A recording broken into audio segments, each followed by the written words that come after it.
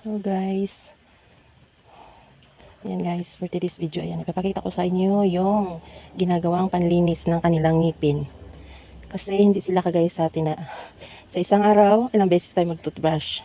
Pagkatapos kumain, kung ilang beses tayo kumain, di ba, ilang beses tayo mag-toothbrush sa isang araw. Ayan, sila guys, hindi. Ang ginagawa nila dito, ayan, ito, nakikita nyo ba yan?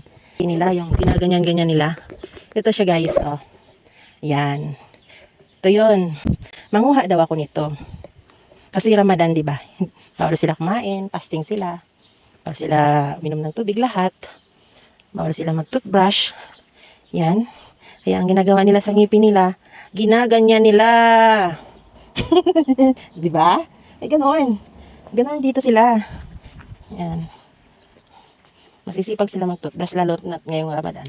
Bawal sila magmumog, bawal sila. Basta bawal sila yung mag-ano ng ano sa kahit sa ano sa bunganga nila. Ayan guys, ito siya. Ayan, pinuputol-putol yan siya. Ayan, tingnan mo yung mga Arabo at Araba, minsan may ginaganyan-ganyan sa ngipin nila. Ito yun. Ito yun siya guys. Ayan. Hindi ko alam kung ang tawag dito. Basta ito yung hitsura niyan. Ayan guys, may tanim kami dito sa farm.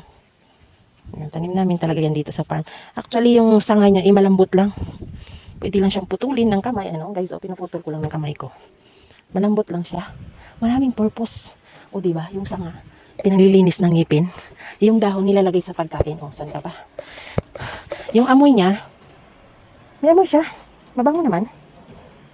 Ayan guys, tama na ito. Marami na. Marami na silang pangkutkot sa ngipin. Ayan guys, meron din kaming bougainvillea. Ayan guys, ang ganda ng aming bougainvillea dito sa farm. Ayan. O, diba? Hi. Ayan guys. Hindi na puputulan. Kaya nagsangal-sang siya ng nagsanga. At ito naman guys, yung aming ubasan. Yan, yung ubasan namin ngayon, yan, nagsisimula. Di ba dati kalbo siya?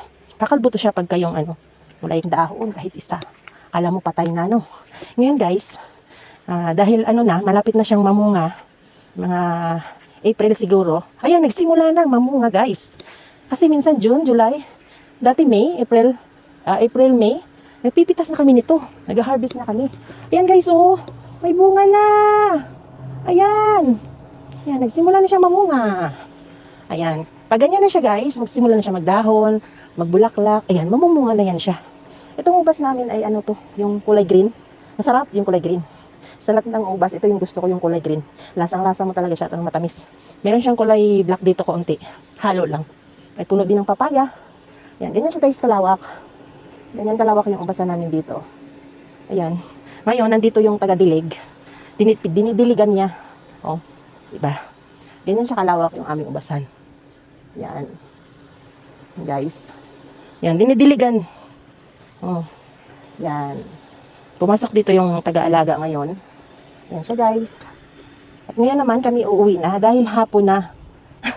Hapon na. May gagawin pa ako sa bahay kasi Ramadan ngayon. Prepare ako ng kanilang pagkain. Breakfast nila. Ayan, ang dami niyang bunga guys. Oh. Oh. Ayan. Ano ba yan? Diba? Yan.